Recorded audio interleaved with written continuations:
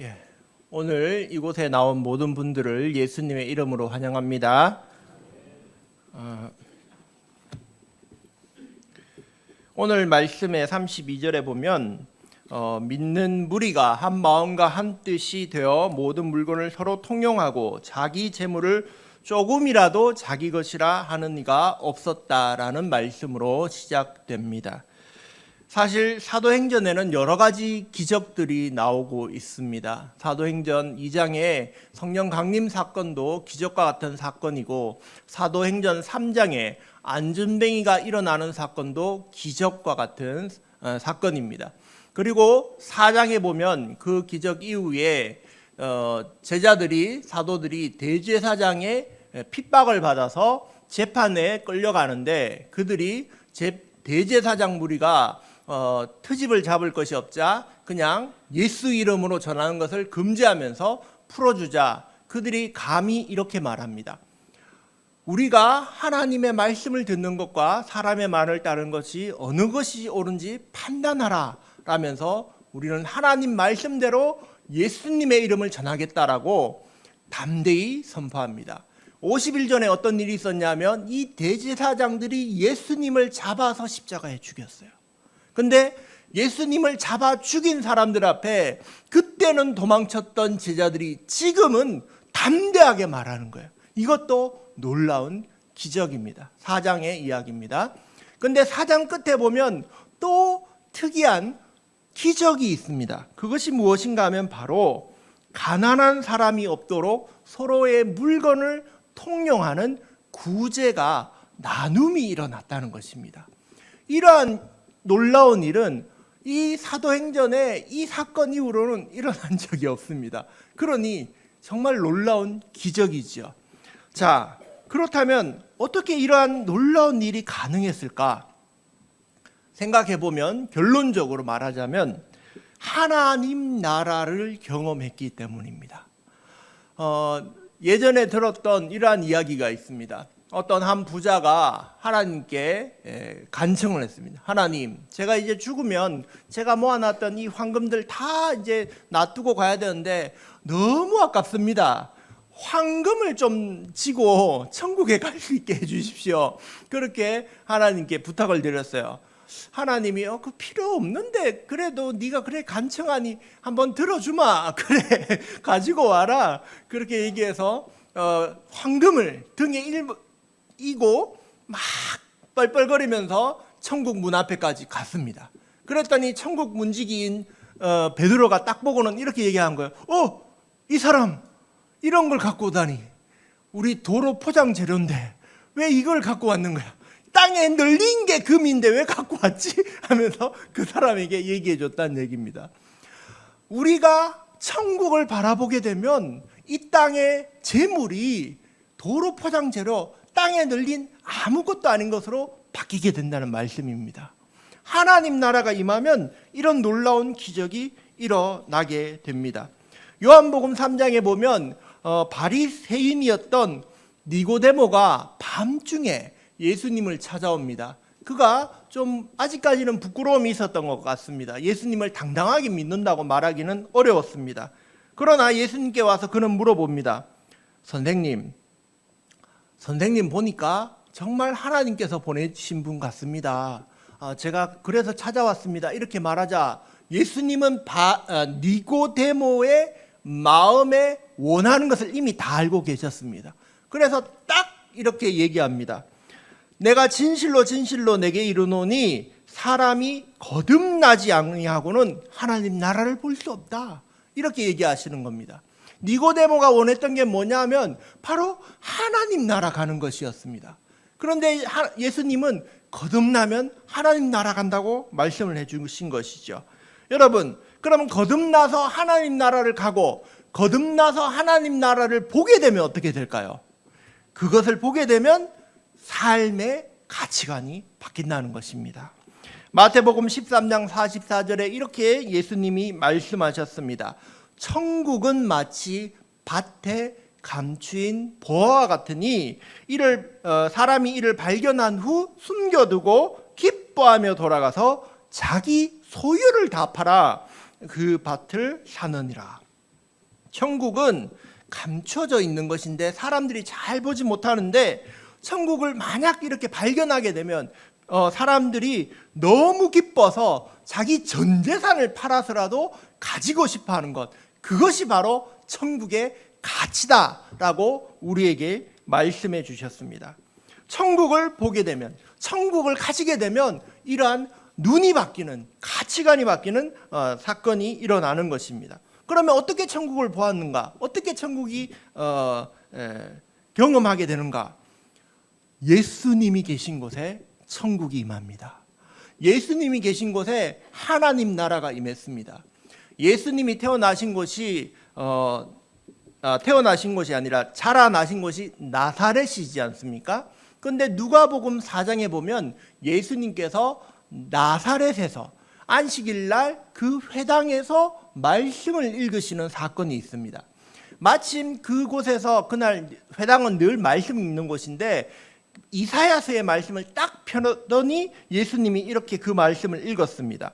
주의 성령이 내게 임하였으니 이는 가난한 자에게 복음을 전하게 하시려고 내게 기름을 부으시고 나를 보내사 포로된 자에게 자유를, 눈먼 자에게 다시 보게 함을 전파하며 눌린 자를 자유롭게 하고 주의 은혜의 해를 전파하게 하려 하심이라.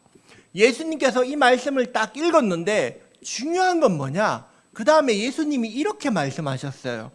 오늘 이 글이 너희 귀에 응하였느니라. 하나님 나라가 너희에게 임했다, 이렇게 선포하시는 거예요.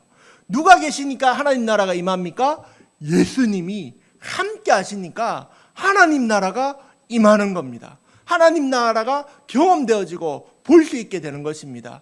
예수님이 함께 하니까 어떻게 됐습니까? 맹인 거지 바디메오는 눈을 뜨게 되었습니다. 예수님이 함께 하니까 삭개오는 세리를 포기하고 예수님의 친구가 되어서 구원받았습니다. 예수님이 함께 하니까 무덤 사이에서 귀신 들려 살았던 자는 귀신이 쫓겨나가고 이제는 예수님 믿는 사람으로 변화되게 되었습니다. 이 모든 게 누구 때문입니까? 예수님이 함께 하니까 그곳에 하나님 나라가 임한 것입니다. 할렐루야. 그러면 예수님이 이제 십자가에 달려 죽으시고 40일 동안 있다가 부활 승천하셨잖아요. 예수님이 이제 하늘나라 계신데 하나님 나라 어떻게 경험할까요? 하나님, 예수님, 성령님이 같은 분이에요. 그러니까 성령님이 오시면 똑같이 하나님 나라를 경험하는 것입니다. 그래서 사도행전 2장에 성령 충만한 그 사건이 있을 때 제자들은 하나님 나라를 경험한 것입니다. 우리들도 기도할 때 성령님이 함께 하시면 그것이 하나님 나라로 변화될 줄 믿습니다. 자, 그래서 이 제자들이 하나님 나라를 경험한 것입니다. 자, 그러면 구제가 일어나고 나눔이 일어나고 이 교제가 일어날 수 있었던 그 일들을 한 번 더 자세히 살펴보겠습니다. 오늘 말씀 32절 앞에 부분을 보십시오. 그들이 어떻게 이렇게 하나님 나라를 경험했냐 하면, 첫째, 그들은 믿는 무리였기 때문입니다. 믿는 무리라고 나와 있습니다. 초대교회는 개인적으로 활동하지 않았습니다. 초대교회는 무리로 활동했습니다. 믿는 무리라는 말은 한 믿음으로, 같은 믿음을 가진 사람들의 공동체라는 말씀입니다. 그러다 보니까 이 사람들이 한 마음 한 뜻이 되고 한 성령을 경험하게 되고, 그러다 보니 자신의 물건을 아낌없이 다른 사람에게도 내어줄 수 있게 되었던 것입니다. 예수님을 믿는다는 것은 예수님과 내가 이제 새로운 관계를 맺는 것을 의미합니다. 관계없는 사람들에게는 하나님 나라가 보이지 않습니다. 예수님은 제일 처음에 오셨을 때는 믿는 자도 예수님을 볼 수 있었고 안 믿는 자도 예수님을 볼 수 있었습니다. 그러나 예수님이 십자가에 달려 죽으신 다음에는 그게 바뀌었습니다. 부활하신 주님은 아무나에게 보여주시지 않았습니다. 부활하신 몸을 믿는 자에게만 보여주셨습니다. 그래서 예수님과 관계가 있을 때만 예수님을 바라볼 수 있고 천국을 누릴 수 있게 되었습니다. 초대교회 사람들 중에 가난한 사람들만 있었을까요? 그렇지 않았습니다. 부자들도 있었습니다. 누가복음에 보면 요안나라는 사람이 나옵니다. 요안나는 어떤 사람이라고 나오냐 하면 헤롯 왕의 청지기라는 구사라는 사람의 아내라고 표현되어 있습니다. 청지기는 돈 맡은 사람이거든요. 왕의 돈을 맡은 사람이니까 공직자면서 나름 돈을 어느 정도 가지고 있는 재력 있는 사람이었습니다. 이런 부인도 예수님을 믿고 섬겼던 그런 예수님의 제자였습니다. 또 예수님을 장사 지낸 사람이 누구죠? 아리마대 사람 요셉이잖아요. 근데 마태복음에 보면 수식어가 하나 더 들어가 있어요. 마태복음에는 아리마대의 부자 요셉이라고 돼 있어요. 요셉도 부자였던 거예요. 이 부자도 예수님을 믿고 섬기는 사람이었습니다. 또 예수님 제자 중에 누가 있습니까? 세리가 있죠. 세리 마태, 그 다음에 삭개오, 이런 사람들이 다 부자였던 것입니다. 그 가난한 사람들만 있는 게 아니라 부자들도 있으니까 그 부자들이 어떻게 했냐면 자기 재산을 내어놓은 것입니다. 다 서로 재산을 내어놓고 가난한 사람이 쓸 수 있도록 그렇게 사도들의 발 앞에 내어 놓았던 것입니다. 통용하다는 이 코이노스는 친교, 교류, 분배하다는 이런 말인데 재물을 같이 사용했다는 것입니다. 공동으로 사용했다. 자, 어떻게 이런 일이 일어날 수 있었다고요? 첫째, 그들이 믿는 무리였기 때문입니다. 예수님을 믿는 무리였기 때문에 이런 놀라운 일이 일어났습니다. 여러분, 예수님 믿는 사람들, 예수님 믿고 따르는 사람들은 말씀을 믿고 따라가기 때문에 말씀의 아래에 있습니다. 하나님의 다스리심 아래에 있습니다. 하나님 나라에 있는 것입니다. 그들은 서로 구제하고 교제함으로써 하나님 나라를 경험하게 되었습니다. 1970년도에 그 사역을 하셨던, 얼마 전까지도 사역하셨던 김진옥 목사님이라고 계십니다. 그분이 쓰신 새벽을 깨우리라라는 책이 있는데 거기 보면 그 목사님이 자신이 감옥 갔을 때 일을 또 이야기하고 있습니다. 이분이 정치범으로 1970년대에 감옥에 가게 됐어요. 근데 감옥에 갔더니 감옥 안에서도 돈 있는 사람, 돈 없는 사람이 나뉘더랍니다. 그래서 감옥 안에 일반 죄수가 8명이 있고 아주 작은 방이었어요. 1.7평. 정말 누우면 끝나겠죠. 근데 그 안에서 불평등이 있는 거예요. 어떤 사람은 부자라서 사식이 늘 들어와서 늘 불고기를 먹는 거예요. 근데 나머지 7명은 다 못 먹는 거죠. 그래서 목사님이 야, 그러지 말고 우리 같이 좀 먹읍시다. 우리 같이 나눠 먹읍시다. 그랬더니 부자가 무슨 소리를 하냐고 거절을 했어요. 그런데 어떤 일이 또 있었냐면 그 사람들 중에 한 청년이 있었습니다. 19살 된 청년이 있었는데 오른쪽 다리에 동상이 걸린 거예요. 그래서 그 감옥 안에서도 고치는 곳에 그곳에 가서 왔다 갔다 하는데 이 청년이 더 심해지면 이제 다리를 자를 그런 위기에 있었던 거예요. 그래서 목사님이 이 청년을 불쌍히 여겨서 날마다 다리를 주물러 주고 하나님한테 이렇게 기도한 거예요. 하나님, 사도행전 3장에 베드로는 나면서부터 안전뱅이도 이렇게 했는데 이 청년을 살려주십시오. 일주일 동안 기도를 했어요. 근데 기적이 일어난 거예요. 이 청년의 다리가 낫게 된 겁니다. 그래서 감옥 안에서는 대단한 사람을 범털이라고 부릅니다. 그리고 별거 아닌 사람을 개털이라고 부르는데 이 목사님이 죄수 번호가 목사님 죄수 번호가 73번이었는데 옆에 그 부자가 이러더랍니다. 이야, 73번 센데 범털이야 하면서 이 목사님 말을 믿어주게 된 거예요.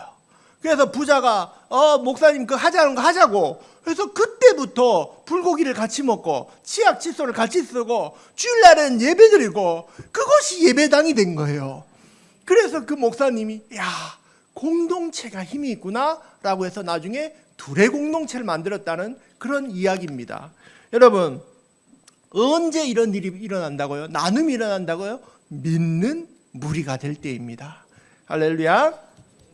둘째로 그들은 오늘 말씀에 33절에 보면 제일 끝에 큰 은혜를 받은 무리였습니다. 사람들은 구제합니다. 사람들에게 구제하자고 말하고 헌금하자고 하면 사람들이 부담이 돼서 잘 하지 않게 됩니다.